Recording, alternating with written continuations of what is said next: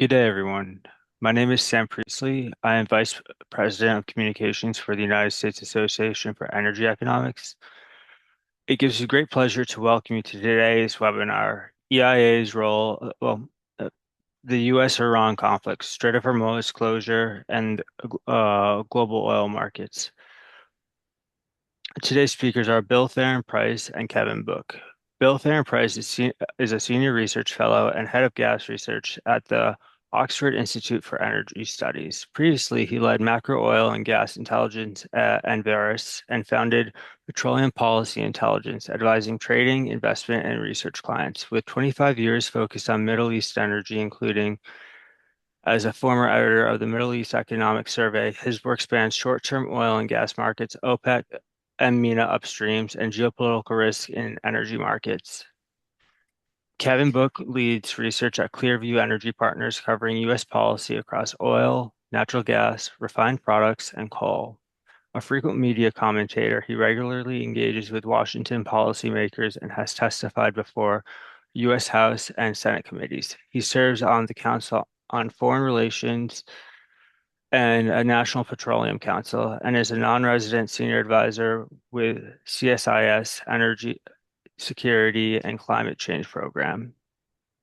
Dr. Edmar Almeida will be our moderator. He's a researcher at PUC-Rio's Institute of Energy and a past president of the International Association for Energy Economics. He has previously taught energy-focused undergraduate, graduate, and MBA courses since '93 and advises government, companies, investors, and multilateral organizations on energy policy, regulations, and market development, especially across oil, gas, and electricity in Brazil and globally. His research centers on energy economics, regulations, and energy transition.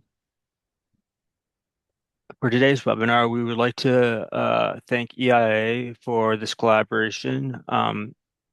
If you Below are some information on member benefits such as publications, access to conferences, student programs, and much more. You can learn more about this at www.iaee.org.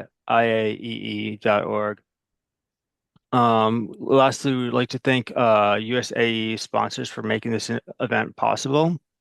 As well, you can get more information about USAE at usae.org.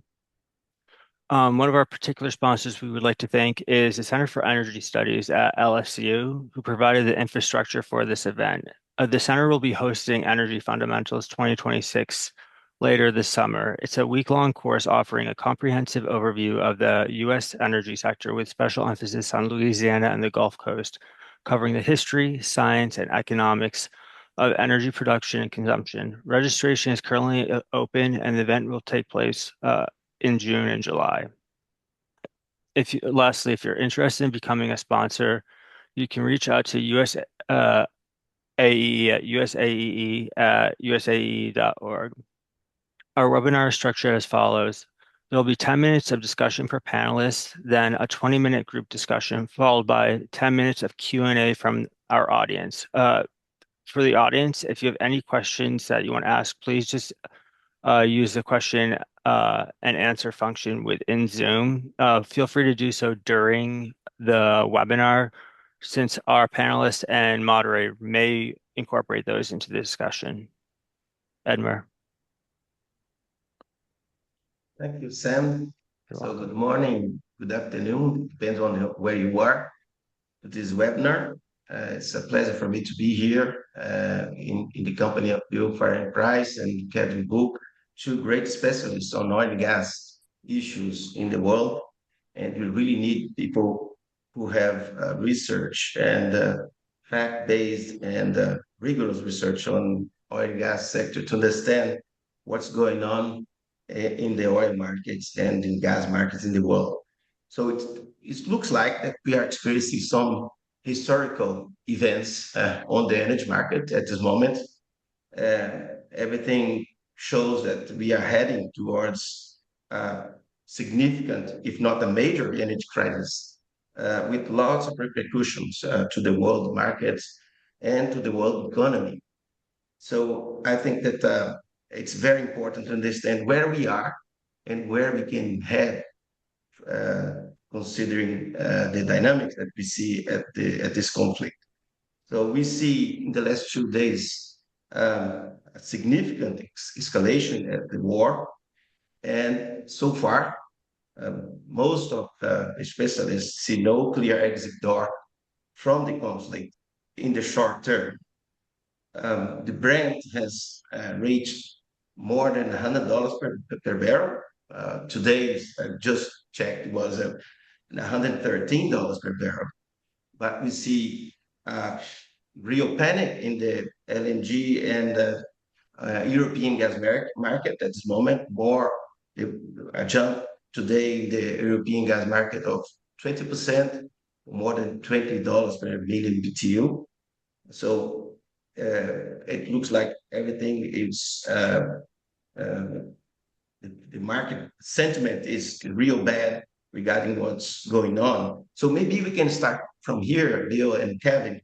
I would like to see your views of the situation right now. So considering the recent events at the conflict and its impact to the energy infrastructure, how do you see the short-term impacts of this conflict to the gas and oil market, and what is already contracted from what has happened so far in the war? So I'll start with Kevin. Maybe he can give his view, then we can move to Bill uh, to see what is the situation right now, what is already contracted that we, even the war stops now magically, what are the impacts already contracted to the markets? Kevin, please. Thank you, Edmar. It's great to join you. It's great to join the USAEE and the IAEE, and certainly to join Bill. This is a moment in history I think we're all going to remember. For those of us who've been working in energy policy, energy economics, and energy security, this is the World Championship. And like most World Championships, you probably get to the field a little bit tired because there were a lot of playoffs ahead of this one. It's a fragmenting world full of greater volatility, and there are no better examples of that volatility than the price movement you just mentioned, Edmar. In terms of the movement we saw in the last 24 hours to the Brent crude front month, it encapsulates a recognition of risk that has been washing into the market for weeks. When the war began, the initial crisis was one of transit. Crude oil and products that flowed previously out of the Strait of Hormuz impaired. And the implication of that impairment was that duration would be destiny.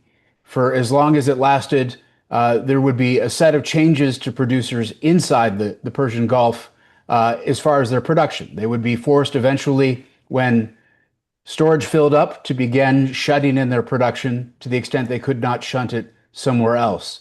As it stands right now, we estimate that of the 15 million barrels per day of crude oil that once transited the Strait of Hormuz, we're now counting for March average about 8.2 million barrels per day of shut-ins, moving to 11.3 million barrels per day in April.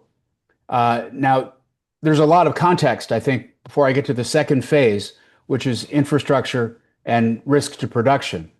It's easy to say, well, okay, so what's the big deal? The big deal is that even when you gracefully shut down fields, refineries, infrastructure, you have weeks before you can bring it back on stream. The hundreds of ships that have pooled in the Persian Gulf waiting to exit through the Strait of Hormuz must be directed out. And if they're to be escorted by tankers, it'll be a slow process. If the war were to stop today, Edmar, as you described it, the conflict would still leave a supply signature very much in place for weeks. And that doesn't get to the infrastructure side of the story. But it's even more than that. The market has, I think, some degree of sense memory of the supply overhang that we were going into after a year of inventory builds in crude and products. We were looking at the EIA, for example, was looking at March, 3.9 million barrels per day supply ahead of demand. A whopping surplus, if you believe those numbers. And not everyone did. OPEC had a different point of view. But for March, and then for April, 3.4 million barrels per day. We're now looking in our numbers at 6.9 million barrels per day demand ahead of supply in March, and 10.2 million barrels per day in April, demand ahead of supply. So an enormous inversion. And if you start to ask, well, what does that mean for inventories? What does that mean for the production that would have been coming out of the ground that's now shut in, and the transit that's now bottled up in the Gulf?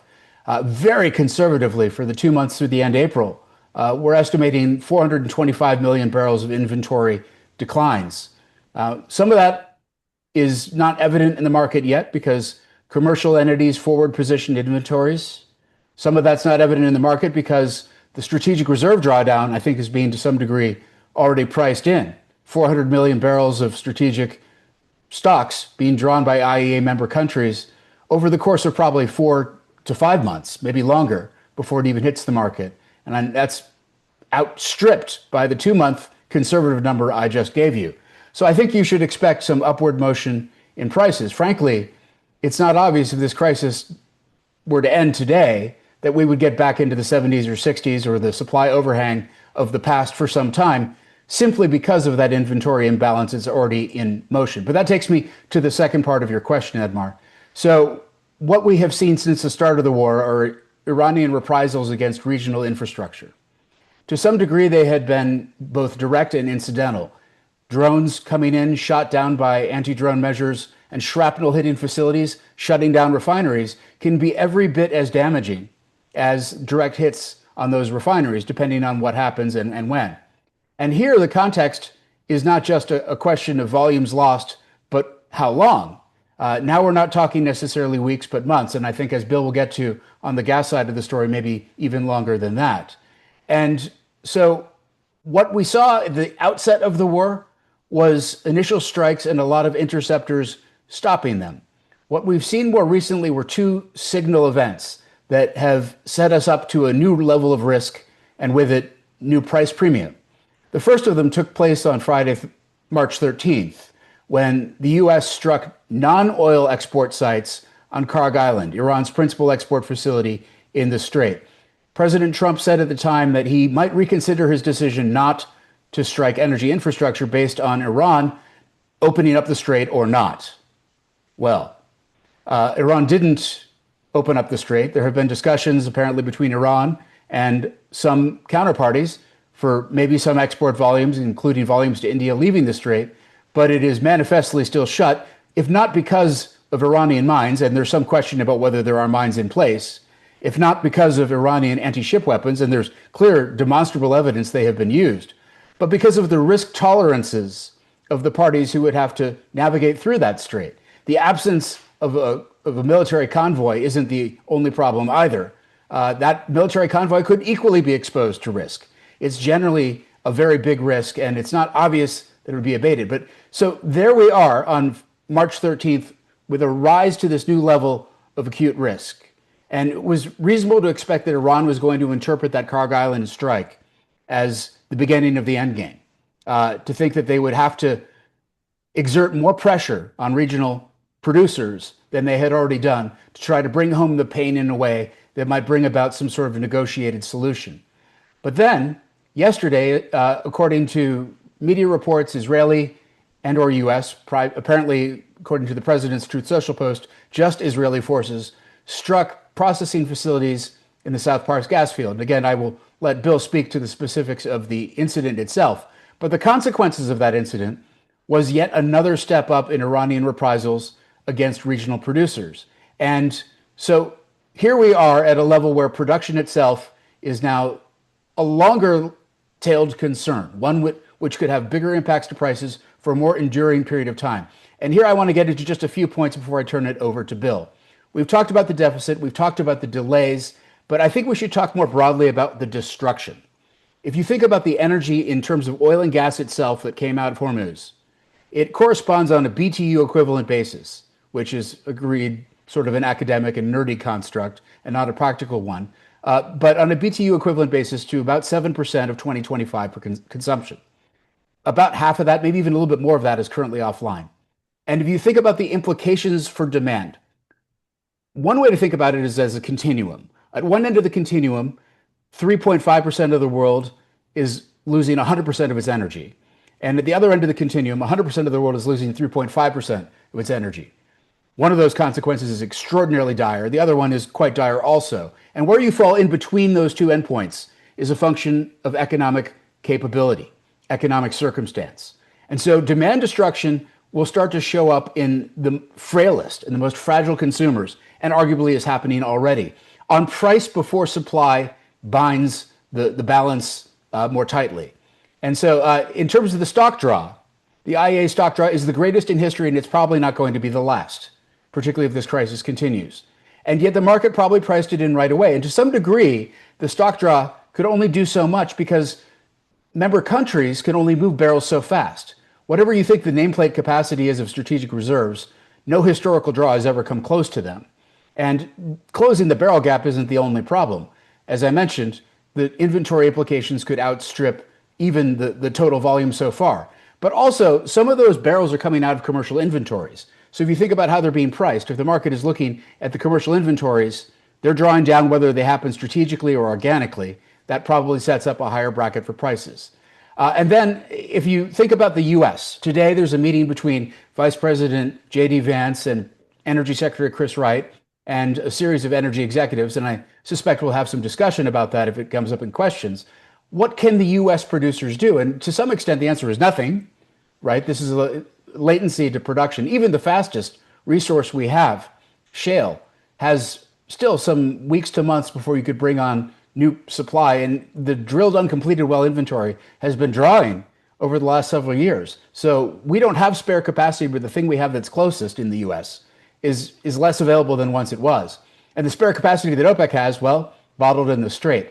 So I think that you have to ask, where do we go next? And the president obviously has telegraphed his intent to end the war soon. He's declared that military objectives are largely substantially achieved, but the risks haven't substantially abated. And until such time as Iran eliminates those risks, whether it happens militarily or diplomatically, it seems that we are poised to continue. So we are already past the point of a short war, and we're already past the point where the restart time would take us into April and maybe May under the best of circumstances. And sad to say, these do not look like the best of circumstances.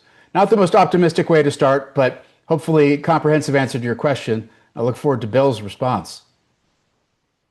Thank you, Kevin. Thanks Bill, very much. please.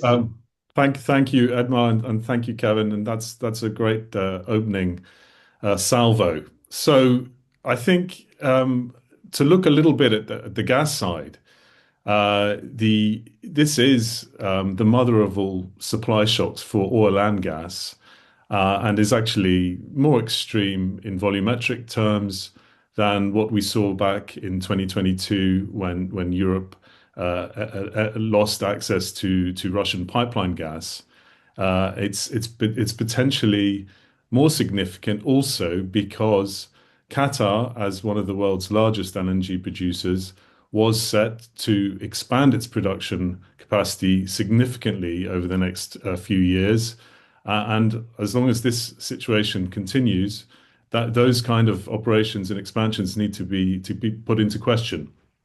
But anyway, let's go back to what's just happened. So I would argue that the conflict has moved overnight with Iran's attack on Ras Laffan into a whole new level of seriousness.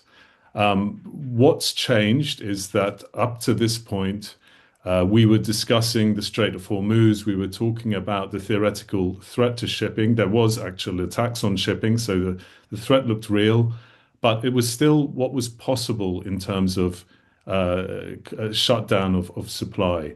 Now we actually have a real shutdown of supply because Ras Laffan's been attacked.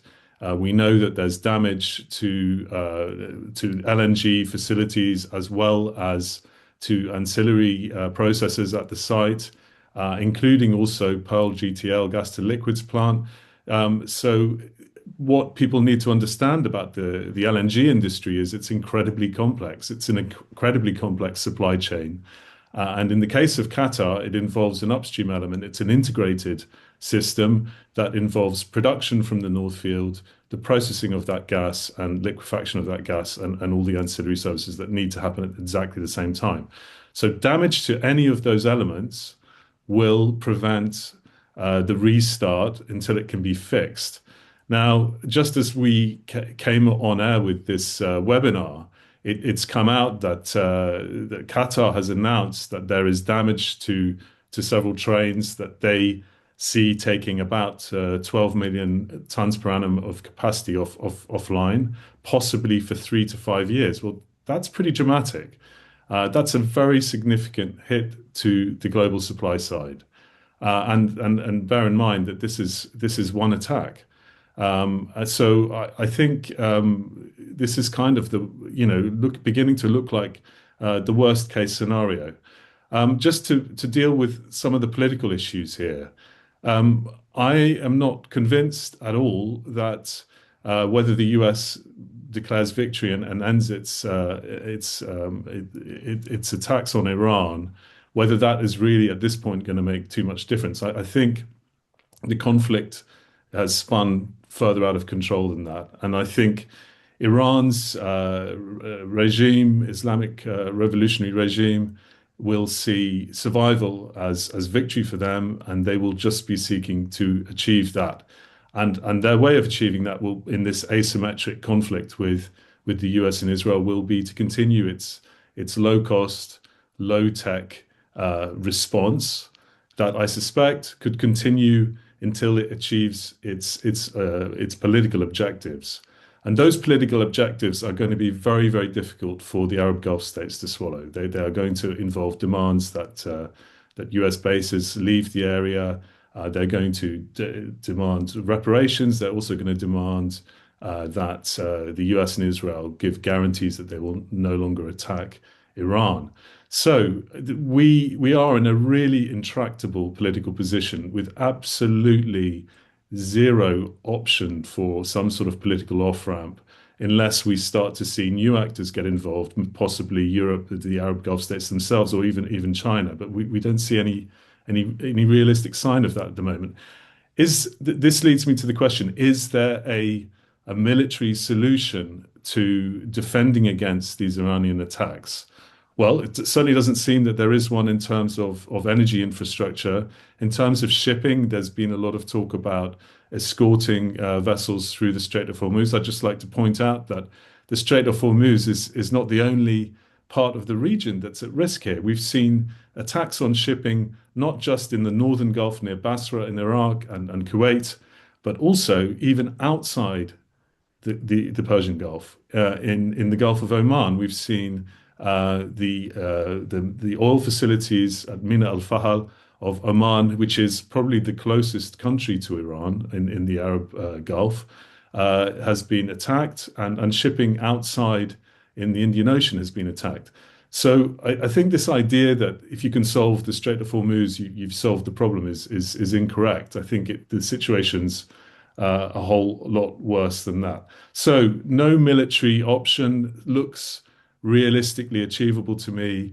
And at the moment, there's no sign of an off-ramp. And that's why we saw, after these attacks, after explicit targeting of energy by the US and Israel in Iran, and then by Iran back on the Arab Gulf, that's why we've seen markets respond as they have, a new bump higher for TTF prices and NBP in Europe, and also the shape of the curve has flattened out at a much higher level. There's no relief that we had seen yesterday by April 27. That's not happening anymore. The market appears to be pricing a much longer supply hit. And I think the question then becomes what the impacts of that are, and how we see that play out in the global market, in consumer countries, and in terms of what it does for gas as a fuel in the energy mix in this period of energy transition, and so on and so forth. I'm going to leave it Good there and deal. hand it back to you, Edmar.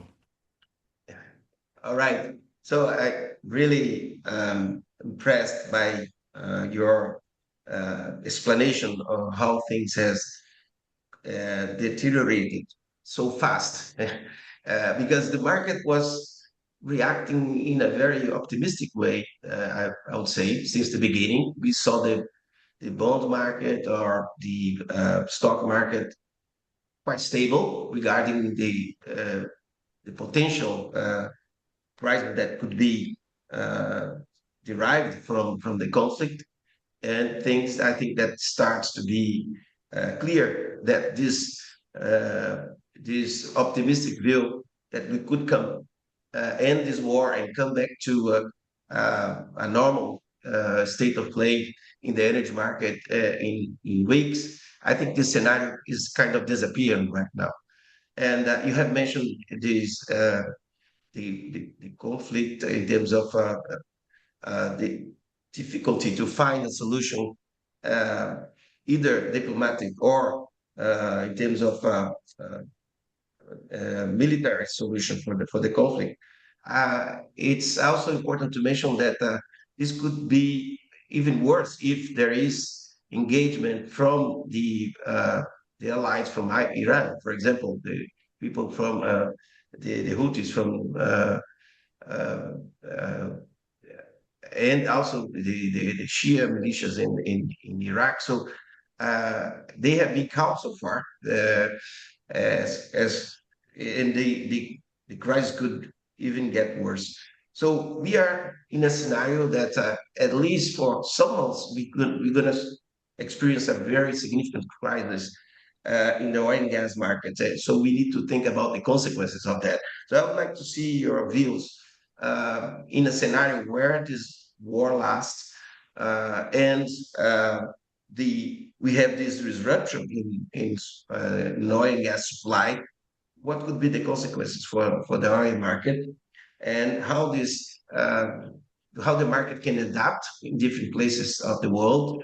So if you can give me your view of the potential impact and also how this impact can be uh, tackled by different places, by different uh, countries, and the situation of these countries are different. The US and Latin America, they are oil and gas exporters, whereas Europe has a big problem because they need to import, or even Asia. How do you see this crisis playing out in different markets of the world?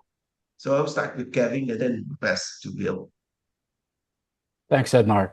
There's a couple of dimensions to your question. One is the economic, and the second is the political, and they're necessarily related, right? We would expect as prices rise, interventions will intensify. There's a number of interventions already underway. Obviously, the IEA stock draw is an intervention of gargantuan scale, but a slow and cumbersome one. Faster ones include things like export controls, rationing, price controls. And there are already export controls in place in China. There are already run cuts on their refineries. They're conserving products. And I'll come back to products in a second because I think it's an easily overlooked part of this story from the liquids side of it. But then in Germany, they're limiting service stations' price increases to once per day. It's a soft sort of gateway drug to price controls. And we don't have to go very far back. I think it's said that history does not repeat itself, but it often rhymes. Well, it's rhyming like a rap song. It's happening so fast because only 4 years ago, we got a complete education in what government intervention looks like in Europe. Price caps were explicit. Now, they were gas and power focused, yes, but this was a different kind of crisis than the one we have now. And this one will have a liquid signature. The liquid signature is particularly acute in the middle distillates.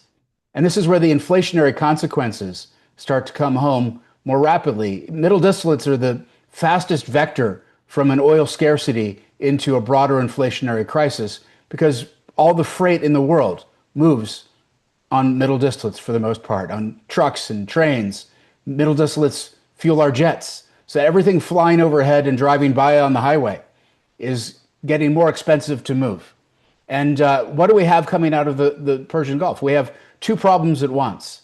The first problem is that we've lost the refined products exports from the Gulf, which included a lot of those diesels and gas oils that we can see premiums for in Rotterdam that we don't see necessarily in the US. The spread is widening rather considerably. The second, though, is we've lost medium sour barrels, which happen to have a pretty rich middle distillate yield in the right refineries prepared to process them. And so we're seeing bids widening in the spot market for those medium sour barrels out of the Gulf. There's an absolute crisis pricing going on. The kind of premium that we're seeing relative to the front month future, I think, reflect the physical absence of a specific grade. And so, where does this go from here? The inventories in the world are still pretty rich, right? But we're drawing those commercial stocks, and not all products are drawing evenly. The US happens to be really well insulated in a way that it wasn't 50 years ago. So we have molecules and we have money. And because of those two things, the United States will probably pay higher prices, yes, but not come into the kind of acute shortages I remember as a child when my parents had two cars and one siphon. Now, it was their own gasoline they were siphoning between cars, to be very clear. But the availability of gasoline made it impossible to replace full tanks in both cars. So here we are in some parts of the world verging into that sooner than perhaps it's important because the political decision in Washington is going to reflect the economic circumstance in America. And if it's differentially less painful in the US than it is elsewhere, the war could continue conceivably longer without concessions or accommodations.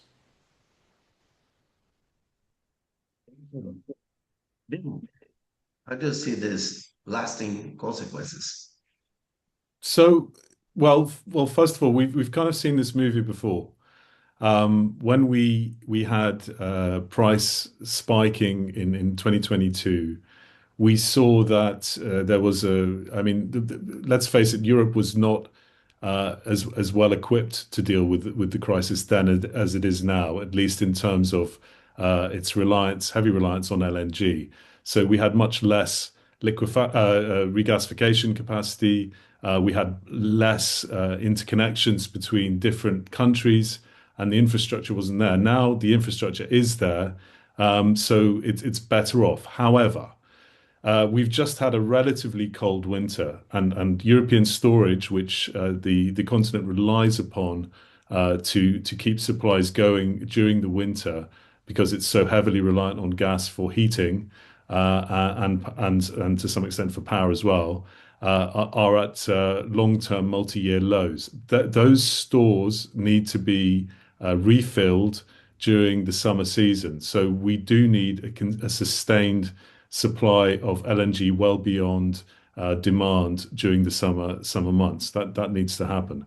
What we should expect to see happen globally is that certain countries who are particularly price sensitive will stop taking LNG. Now, where we saw that happen in that crisis in 2022 was particularly South Asian countries like Bangladesh and Pakistan stopped taking LNG, and there was basically a competitive fight between Asia and particularly North Asia and Europe to be the premium market, and Europe paid top dollar to get LNG in the door and to prevent any actual physical shortage.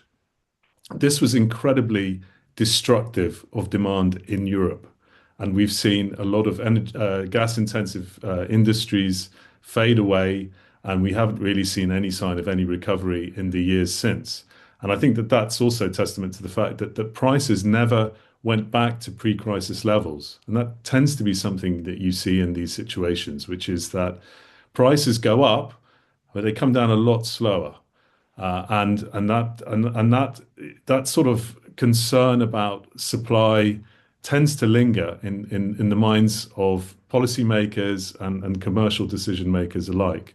So I think that takes me to a longer term point, which is that this kind of weaponization of energy, whether you believe that that's being done by Western powers or you believe Iran is doing it, it all does the same thing, which is it undermines these sources of energy as growth components of the long-term energy mix. And I think that Gas has an awful lot of competitors for power. It has a growing number of competitors in industry as well, and that this is not a healthy sign for the long term.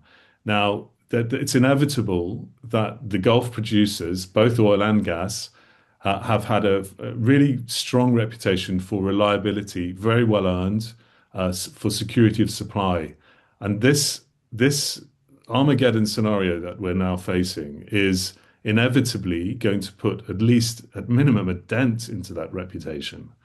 And that is the sort of thing that big consumer countries like China will look at, and they will think about how they can mitigate that sort of price risk, and how they can arrange their imported supplies so that they are not so exposed to this kind of thing. And I think that that's the sort of thing we should be looking for. In terms of the Gulf itself, well, there's still there's complete surprise and astonishment in some parts of the US, it seems, as to this happening. But to be honest, we've been talking about this scenario for all the decades that I've been doing this work on oil and gas, particularly focused on the Middle East. This was exactly the scenario that we discussed. And I have to say, we were wrong in our scenario building, because we always assumed that the US would militarily maintain shipping through the Gulf, and that hasn't happened. It hasn't even started to happen yet. So we were wrong about that.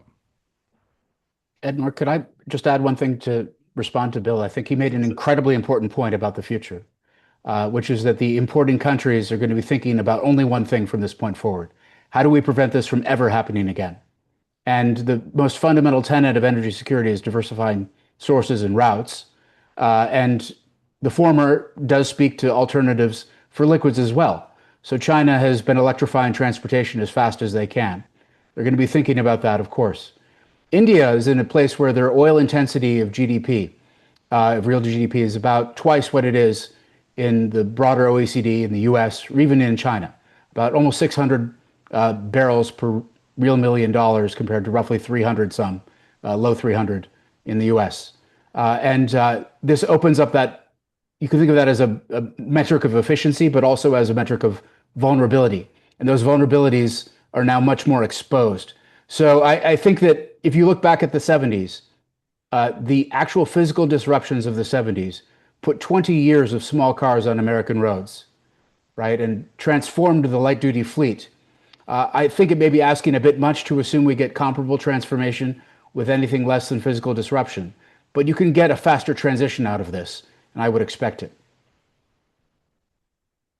Thank And you, Kevin. I just to add to that transition will be driven not just by consumer decisions, which it will be, but it will also be driven by policy decisions at governmental level or at continental level, and that's something to watch.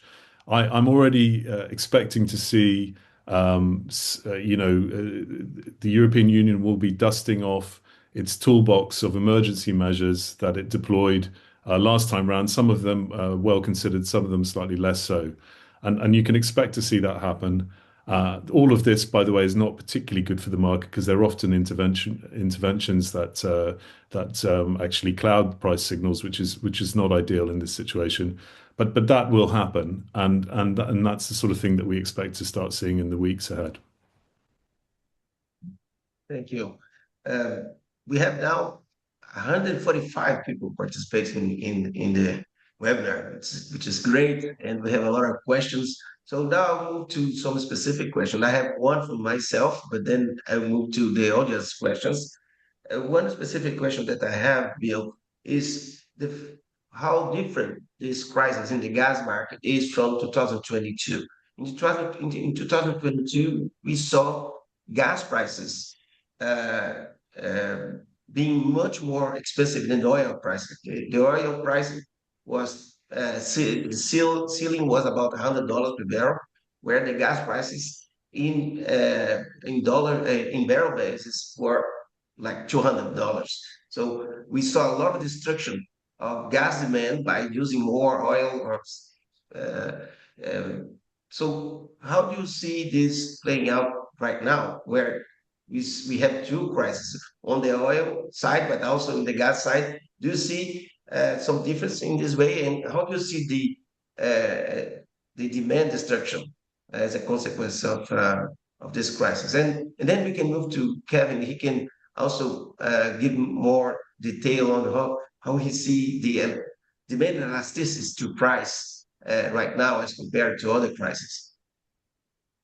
So just when we look at the gas side, I mean, Ukraine, Russia's full-scale invasion of Ukraine in 2022 was really a gas crisis, not an oil one. I mean, it had oil elements to it because of sanctions that were introduced, but ultimately it was really much more about gas. It was about the loss of, over a period of years, about 90 BCM of Russian pipeline gas into Europe. There's still a little bit flowing through Turkey, but it's a fraction of what was going on before. We saw a very big price reaction to that for a short period of time. And that reflected, as I said, Europe wasn't well prepared to do a sudden switch to LNG, which it had to do, and it successfully did, and it had to pay the price for that successful switch and for not having any physical shortage. I think this crisis is a double whammy. You've got oil hit very significantly, oil products hit very significantly, particularly in certain areas, and then you've got the impact on gas and through the LNG market. Now, they're really, as long as the Gulf is bottled up, that there really isn't any prospect of bypassing Hormuz or anything else with LNG. LNG is just stuck there. And there is some talk, Kevin will be able to speak to this much better than me, but the Saudis have an East-West pipeline and they have committed to filling it and trying to export 5 million barrels a day from Yanbu on the west coast. So that's a meaningful diversion if it fully happens. And of course, UAE has their Fujairah pipeline that they can export 1.5 million barrels a day through if that fully happens. But we've seen Fujairah under attack as well. So question marks about all of that and about how much of that happens. But for LNG, we've just seen in the last 24 hours, 12 million tons per annum of capacity taken offline for years, according to Qatar Energy. So I think the gravity of this situation is phenomenal. The other difference between oil and gas, which I think is important, is that oil is a very complex market with crude oil and then products, multiple players, multiple producers. It has a certain amount of flexibility in it. Despite what you said, Kevin, there is a little bit more flexibility than the LNG market, which really doesn't have any flexibility in it at all. In fact, most of the bulk of the research that we've been doing on fundamentals has looked at what the new LNG wave would do to prices and what that would do to demand. And we put out a major report at the end of last year talking about what $6 gas would look like in terms of demand growth in various regions in the world. So obviously, that report is now very out of date. We will see some of this capacity expansion, particularly in the US, but the big slug of it that was due to come from Qatar is not going to happen until this situation is resolved, and it may well be impacted beyond that. So the whole global LNG market is increasingly tight, and price is going to be the only way to ration demand for those barrels. Sorry, for those cargoes. So on my side of this, Bill's absolutely right. It was a gas crisis, and it was really a second order impact that we saw to liquids. There was a small amount, hundreds of thousands of barrels per day of liquids demand driven by fuel switching in Asia, mostly from power generators, which simply isn't possible this time because it's liquids that are also missing here. Well, it is possible. It's possible, but not economic necessarily when liquids are missing too. So that's another thing that differentiates this crisis. The fungibility of BTUs is less, and it probably is a draw more on coal. You'd intuitively guess where there's excess capacity. And I mentioned diversification of sources and routes. Well, the sources part, I think everyone intuitively says, well, that must mean faster transition, but it also can mean greater recourse to coal. greater recourse to endogenous generation from locally available sources. And the routes part is important. I think that it's too soon to write off the Middle East, where there's so much energy and so economically produced, so effectively produced, and transmitted into the world. But I think some of the West Coast U.S. projects that maybe looked less likely, Alaska LNG, for example, might get new looks in the wake of this. There are consequences for that route diversification side of the story as well. And to the extent that there are places where molecules can be developed in liquids, Western Hemisphere oil is not just a U.S. story. Guyana looks pretty good. U.S. talk about reviving Venezuela sounded a little bit ambitious relative to the state of affairs, but maybe less so when you start to think about the grades and qualities of crude and diversification. Money matters in the long term. I think duration will define how eagerly people pursue some of those investments. If you start to price things on a barrel for barrel comparison and you don't price in the risk premium of a catastrophe like this one, then maybe you don't have a real full cycle price for your project. And we've moved from a world of just-in-time, globally sourced economic inventories, minimized to maximize working capital, to a world of just-in-time resilience. And this probably takes us further into that world. Yeah, just to add to that, I think this point about coal is really important for the medium term outlook. You've got countries that were expected to be the big growth markets for natural gas via LNG. They were India, China, the ASEAN countries, including Indonesia, all three of whom have very big resources of coal, which can be recovered at affordable prices. Now, that is the problem here is that they will be saying, well, what's the best partner for renewables? Is it importing LNG or is it coal? And I think that they will be led towards coal much more after this kind of event.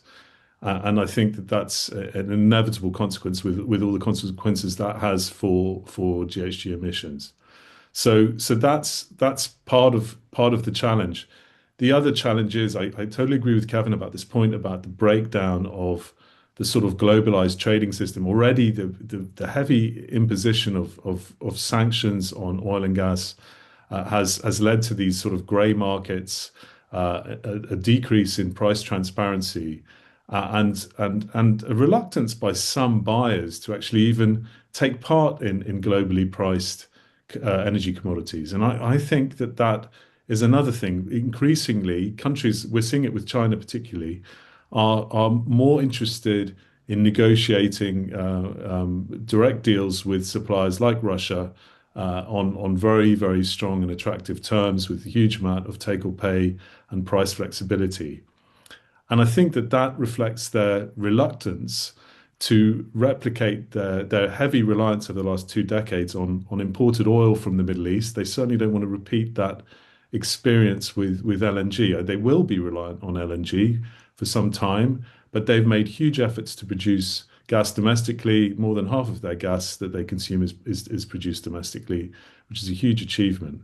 And I think that they will be looking more for A to B deals with producers like Russia and Central Asian producers as well, because I think that gives them the sort of control and diversity over these imports that they will now want.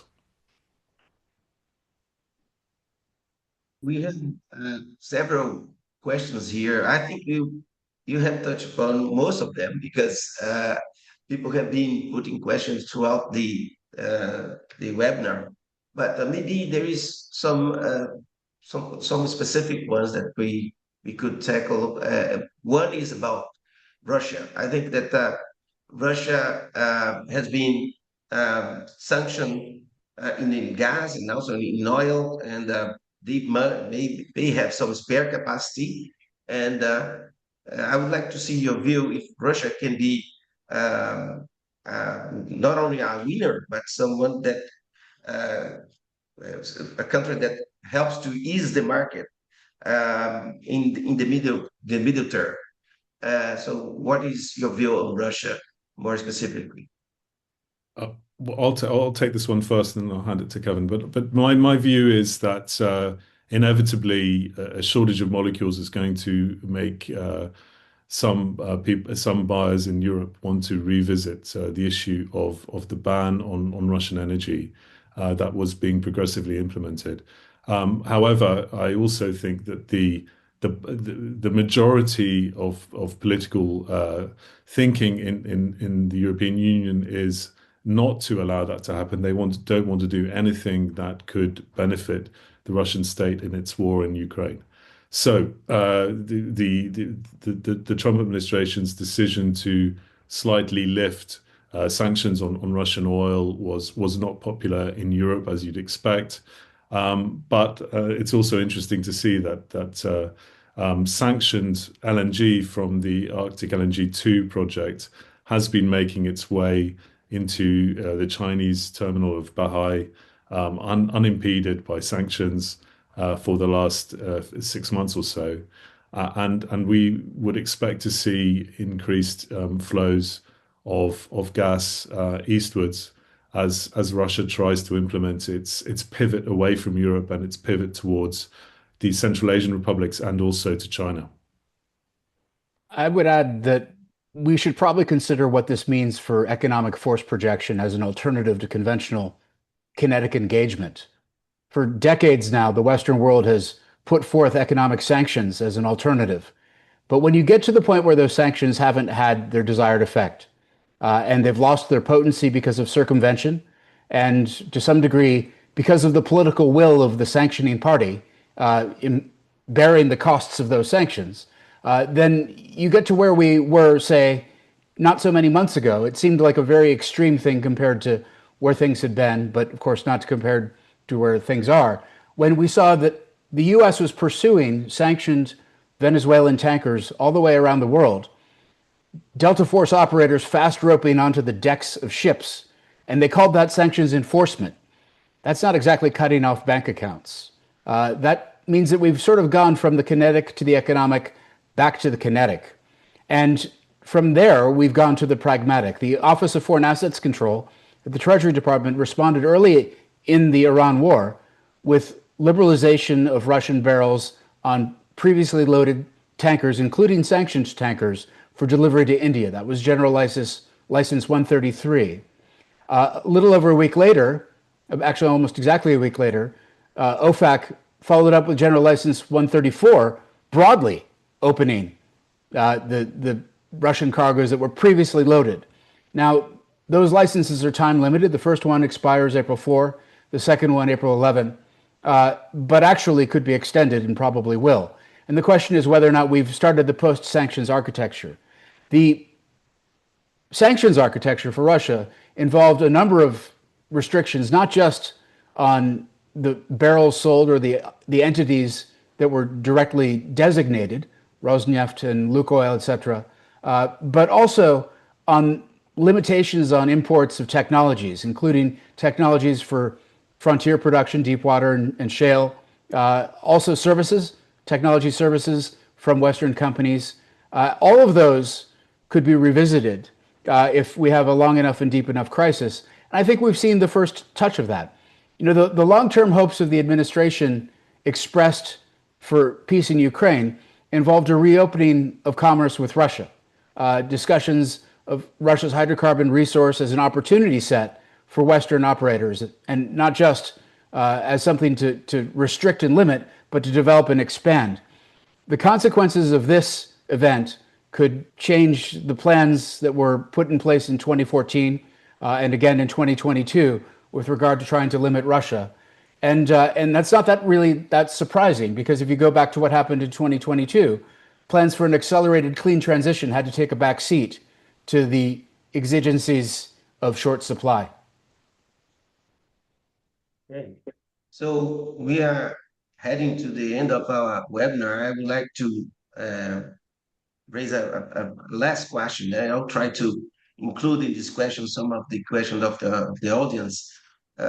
What is your view on, or your reflection based on this lasting and deep crisis that apparently we are heading on? the consequences for the real long term in energy politics? Um, how do you see Middle East competitiveness as compared to other parts of the world that are could be receiving more investment, like Latin America, for example, Mexico with LNG. We have LNG in Argentina, other places in Africa. How do you see these playing out in the real long term for geopolitics? We have also some questions regarding not only oil and gas, but if you have any views on the impact on fertilizers, for example, which is very important for food security in the world. And finally, I will put it all together. Then you can choose. Finally, energy transition. How this plays out for energy transition? Is this good for energy transition? Is this bad for energy transition? I know that this is a lot of questions, but just to give you opportunity to close your participation with this long-term overview. Uh, is there anything new on your reflection regarding this long-term based on this crisis? We can start with Um, Bill. Okay, thank you. On, I would just say on energy transition, I think that's a very good question. What we saw in the previous crisis was energy transition. We talk about the energy trilemma all the time, but energy transitions, i.e., sustainability, took a backseat to security and affordability, and I think that will happen again. That said, where energy transition technologies, i.e., renewable energy, resolve the affordability problem, they will get a lot of support. So it's an interesting mix. I think the first case scenario is that the first priority of any government is to keep the lights switched on, and I think that will be, as it was in 2022, the natural sort of knee-jerk reaction to this kind of crisis. The problem is this one looks like it's not that easy to fix because we are talking about big chunks of supply that are missing from the market and could be missing for some time. And as you pointed out, it's not just the raw materials, it's not just the molecules in LNG, it's not just oil and products, it's also downstream. It's aluminium, it's fertilizers, it's helium, it's sulfur. There's lots of elements that will undermine global supply chains in this whole situation. In terms of what it does to the Gulf, it's important thing to remember about the Gulf is it has incredibly low cost to recover oil and gas, and it should be able to, if it can fashion a new political settlement, it should be able to bounce back. Has extraordinary capacity to mobilize capital as well, and you would expect to see them do well. But I think it's inevitable that their reputation will have taken a bit of a bashing, and there's not a great deal that can be done from that, apart from strong progress on a political settlement of some shape or form. I would respond Okay. by saying that, again, what I said at the outset, it's impossible to separate the politics from the economics. First of all, high prices tend to usher out incumbent politicians faster than they usher in new technologies. And because of that, you tend to get a lot of intervention. The problem with the interventions is that they can crowd out capital and damage capital formation for a lot longer than the acute moment. But just as there are no atheists in foxholes, there are no free marketers in a supply shock. So that I think Bill was getting at. And so what people do in elected office will have a lot to do with what happens to both the economics and the investment picture in the wake of all this. Actually, probably in most cases, the right thing to do is as little as possible and let markets bind, let price do the work. But nobody gets elected on the basis of don't just do something, stand there. That's not what people who have constituents in elections think about. And frankly, even in places where they're not that elected, where democracy is weaker, you still have accountability to stakeholders. So I think we can expect that there will be some, as Bill mentioned, masking of price signals that are deleterious, but also the crowding out of capital that could be equally deleterious to the more vigorous and productive investment we'd otherwise get as a security response to a genuine security problem. and that's unfortunate but understandable. And I think we did see a first taste of that. But if we go all the way back to the 1970s, we get the full meal. So in some ways, Ukraine was the amuse-bouche. Wow. Okay. Very, very great statement, Kevin. Yeah, I mean, to close this webinar, I would say that I'm very impressed by your presentation, your reflections. It really seems that the game is changing, and maybe this change is for the long term. And so it's important for the IAE community to dive in and to try to understand what's going on in the energy markets and what with this could be the lasting impacts for all players in the energy sector, not only on the oil and gas. This will play out in the renewables markets too, and outside the energy markets. So we didn't talk about the economic consequences, short term and long term to the economy in general, but this is all linked. So thank you very much, Bill and Kevin, for your contribution. It's really, really fantastic, your thoughts on this. So, and unfortunately, we don't have time to go to all the questions, but I think you touched upon most of them. And so I'll now hand over to Sam so we can close the webinar. And thank you again for your participation. Edmar, I think you captured most of what I was going to say, but I just wanted to say, yeah, thank you, Bill, and thank you, Kevin, again for an outstanding webinar. We really appreciate it. This webinar will be available on the USAEE and IAEE websites for future viewing, so please be sure to go there to check that out. And again, for our American audience who are not members of USAE, we encourage you to join by visiting usae.org. And for our international audience who are not members of IAE, we encourage you to join by visiting iae.org. Thank you all for attending, and I officially close this webinar. Bye. Bye. Thank you very much.